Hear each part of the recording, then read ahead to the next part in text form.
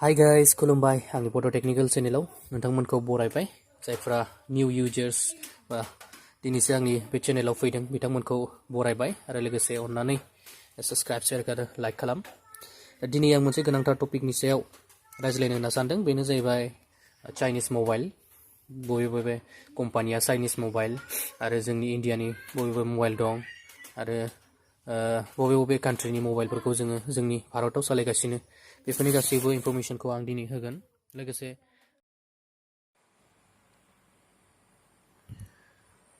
दानिया फै माखासे चाइनिज स्मार्टफनफोरखौ जों सिनायनानै लानि। दा बे चाइनिज स्मार्टफननि मादाव दङ OnePlus, Lenovo, Realme, Vivo, Oppo, Redmi, Xiaomi Poco, Xiaomi Mi, ओमफ्राय दङ जिअ'नि। बेफोर गासैबो जादों चाइनिज स्मार्टफन, चाइनिज हादोरनिफ्राय फैनाय माखासे मबाइलनि ब्रेन्डफोर। OnePlus, Lenovo, Realme, Vivo, Oppo, Xiaomi Redmi, Xiaomi Poco, Xiaomi Mi, ओमफ्राय जिअ'नि बेफोर गासैबो चाइनिज हादोरनिफ्राय फैनाय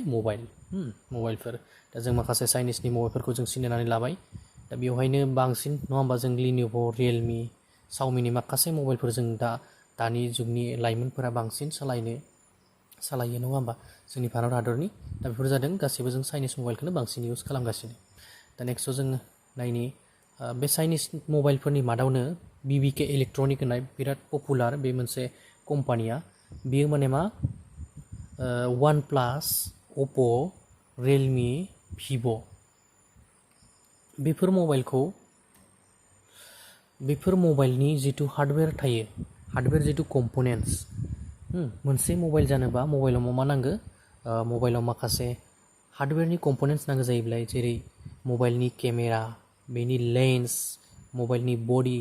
मबाइलनि प्रसेसर, मबाइलनि बेटारि, मबाइलनि PCB। दा बेफोर गासैबो इउनिट्स फिसा फिसा चिप्सफोरखौ माया बानायो, BBK इलेक्ट्रनिक होननाय बे कम्पानिया बेयो बेफोरनि गासैबो मबाइलनि कम्पनेन्ट्सफोरखौ बानायो। दा बेयो मोनसे पपुलार कम्पानि। दा बेनि उनाव दङ Xiaomiनि जिथु मबाइलफोर जेरै Poco, बेयो जाबाय Xiaomiया बिनि हार्डवेरफोरखौ बनायो। Pocoनि बेनिफ्राय MIनि, Redmiनि बेफोर गासैखौबो Xiaomiनि आन्डाराव बानायो। माने Poco, MI, Redmi बेयो जाबाय Xiaomiनि आन्डाराव बानायजानाय मोनसे ब्रेन्ड। Xiaomiया मोनसे ब्रेन्ड। दा बिनि आन्डारावनो गोबां मबाइलफोर दङ जेरै Poco, MI, Redmi। दा Xiaomiयानो No.1 थांनाय 2019 बांसिन मबाइल सेल जादोंबा भारताव, इन्डियायाव बे जादों Xiaomiनि Redmi बांसिन सेल जादों सार्भेनि मथे। दा बांसिन माने जोंनि भारत हादरावनो चाइनिज मबाइलखौ इउज खालामो। 70%, 100नि मादाव 70%आनो चाइनिज मबाइलखौ इउज खालामो होननानै मिथिना मोन्दों सार्भेनि मथे जोंनि भारत हादराव। बेनि उनाव दा मोनसे खोथा, दा चाइनानि माखासे मबाइलफोरा जिथु इन्टारनेट हार्डवेरफोरखौबो मोजां होयो। लोगोसे बेनि मबाइलनि स्पेसिफिकेसन, मबाइलनि केमेरा, मबाइलनि बेटारि, मबाइलनि पारफरमेन्स, मबाइलनि रेम बेफोरखौ मोजाङै होनानैबो माखासे मोजां गुन होनानैबो दिनै चाइनानि मबाइलफोरा मानो खम दाम नङा होमबा। माने गुबुन मबाइलफोरजों कम्पेयार खालामोबा जेनेबा सामसं, बिथिं LG होन, नकिया होन बेफोरजों माने कम्पेयार खालामोबा चाइनिज मबाइला खम माने दामावनो बांसिन स्पेसिफिकेसन होयो। मबाइलनि मोनसे जि जोंनो गोनां केमेरा होन, बेटारि बेकआप होन, केमेरानि मेगापिक्सेल होन, मबाइलनि रेम होन, मबाइलनि प्रसेसर होन, बेफोर गासैखौबो खम दामावनो चाइनाया रेडि खालामनानै मोनसे मबाइल दिहुनो। बेनिखायनो चाइनानि बांसिन मबाइलखौनो जों एफर्डेबल प्राइसआव बायनानै मोननायनि थाखाय 8,000निफ्राय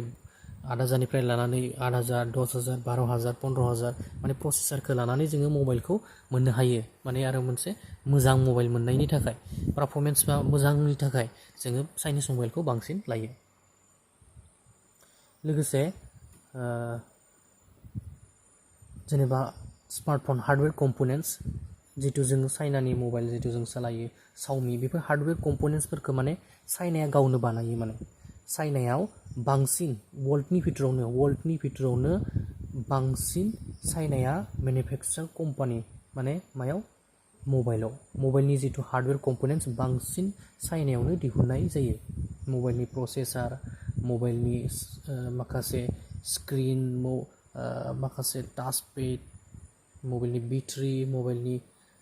लेन्स केमेरानि लेन्स बेनिफ्राय मबाइलनि माखासे फिसा बुस्थु मबाइलनि नांगौ जानाय फिसा बुस्थुफोरखौ चाइनायावनो बांसिन बानायो जायनि थाखाय चाइनायाव गावनो बानायनायनि थाखाय माखासे हार्डवेयर कम्पनेन्ट्सफोरखौ गावनो बानायनायनि थाखाय बिसोर खम दामावनो मोनसे मबाइलखौ रेडि खालामनानै मार्केटाव लन्च खालामनो हायो जायनि जाहोनाव चाइनिस मबाइलफोरा मा जायो खम दाम जायो जोंनि भारतावबो मा खम दामावनो बिसोरो मार्केटाव जोंनो हरो दा बेफोरबायदि दा प्रसेसर नङा होमबा प्रसेसरनि बिथोराव दोङो क्वालकम स्नेपड्रागन प्रसेसरखौ जों बांसिन खोनाय नङाबा बिराद पपुलार बे स्नेपड्रागन प्रसेसरा मानोना बांसिन जोंनि चाइनिस मबाइलफोर जितु जों सालायबाय थानाय लिनिभ' रेडमि होन सावमिनि पक' होन बांसिन मेक्सिमाम स्नेपड्रागन प्रसेसर गोनां बे स्नेपड्रागन प्रसेसरा बिराद मोजां सोलिगासिनो दासान्दि बिनि अनगायैबो सामसं मबाइलफोराव सामसं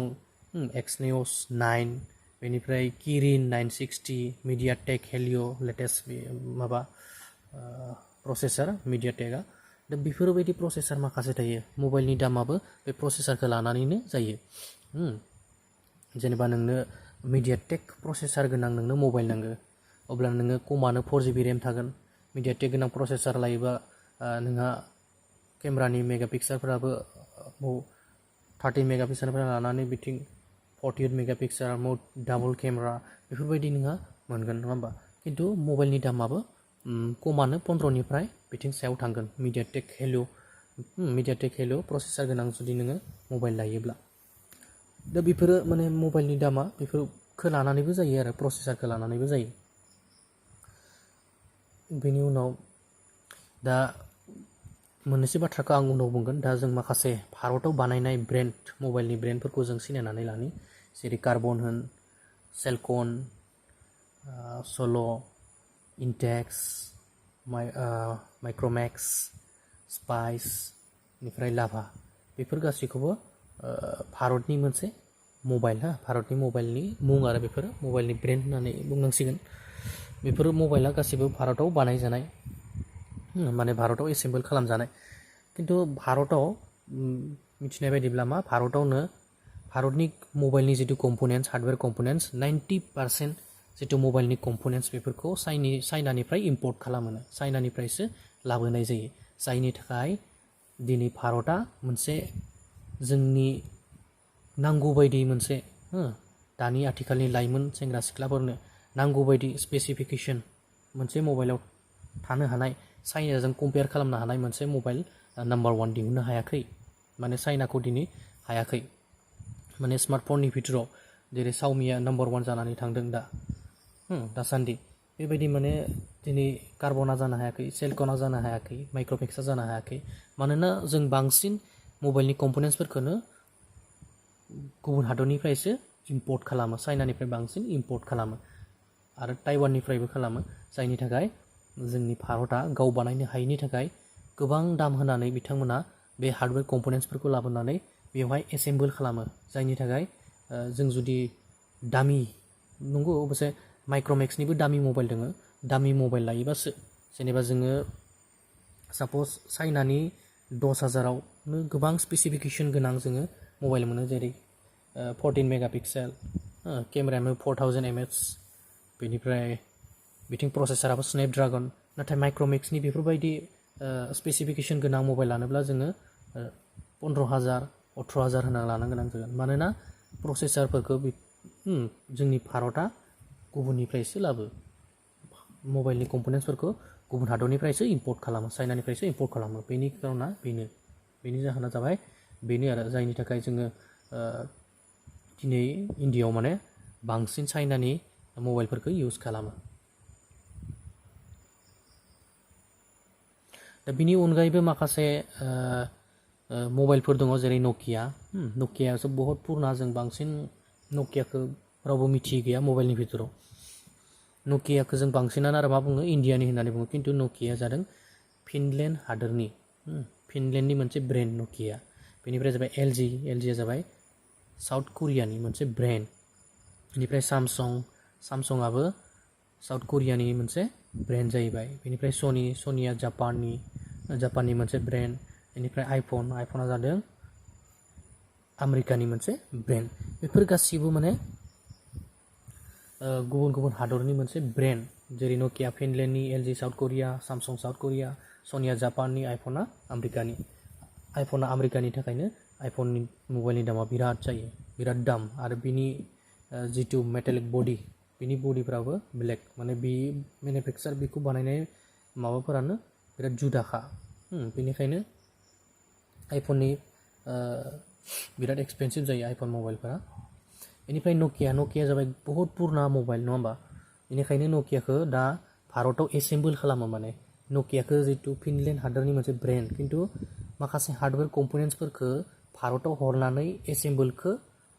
भारतावनो खालामो जायनि थाखाय मेड इन इन्डिया होननानै सिल बुनानै होयो भारताव मेड इन इन्डिया लिरनानै होयो मबाइलफोरावबो मबाइलनि उनथिंगालि जायनि थाखाय मबाइला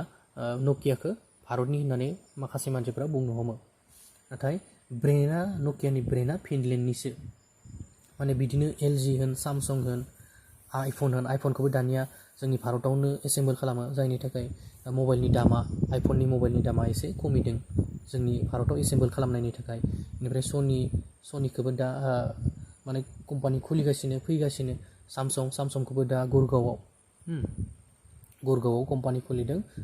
मेक इन इन्डियानि थ्रुयै माने मदिया लन्च खालामदोंमोन बे 2011आव माने सामसंनि मोनसे कम्पानि खुलिदों मबाइलनि फिसा कम्पनेन्ट्सफोरखौ माने सामसंनि बेवहाय बानायनो सोलोंलांदों माखासे लाइमोनफोरा इउपि बिहारनि माखासे लाइमोनफोरा बेवहाय एंगेज जादों माने एमप्लयमेन्ट जेनेरेसन जादों बेजों बेबायदिनो माने गोबां मबाइल कम्पानिफोरा जोंनि भारताव फैनानै माने बिनि जितु हार्डवेयर कम्पनेन्ट्स बेफोरखौ बानायनानै जोंनि भारतावनो एसेम्बल खालामगासिनो जायनि थाखाय मबाइलनि दामा एसे खमिदोंमोन नाथाय लकडाउन जानाय लोगो आरो बारायबाय मानोना 12%नि जायगायाव दा 12%नि जायगायाव 18% GST लागासिनो गभर्नमेन्टआ जायनि थाखाय जों मबाइलनि दामा दा बारायदों खिन्थु लकडाउननि सिगाङाव मबाइलनि दामा खमिदोंमोन दा बेनि खोथाया दा माखासे बाथ्राफोरखौ नोंथांमोना मिन्थिबाय आं जितु स्टाडि खालामना मोन्दोंमोन मबाइलनि सायाव बेखिनिखौ आं नोंथांमोननो फोरोंबाय माबाफोर गोरोन्थिबो जादोंब्ला निमाहा होगोन आं आसा खालामो आरो आंनि जे गियान बेफोरखौ आं नोंथांमोननो फोरमायलांबाय दा बेखिनियानोसै मबाइलनि सोमोन्दै आं जि मिथिदों बेखिनिखौ फोरमायजोब्बाय दा अन्नानै आंनि चेनेलखौ नोंथांमोननि लोगोफोरनो अन्नानै प्लिज लाइक शेयार आरो साबस्क्राइब खालाम दा बेबायदिनो भिडिअ आं उनफोराव आरो मोजां भिडिअ लानानै फैगोन अन्नानै आंनि चेनेलखौ साबस्क्राइब खालामनानै ला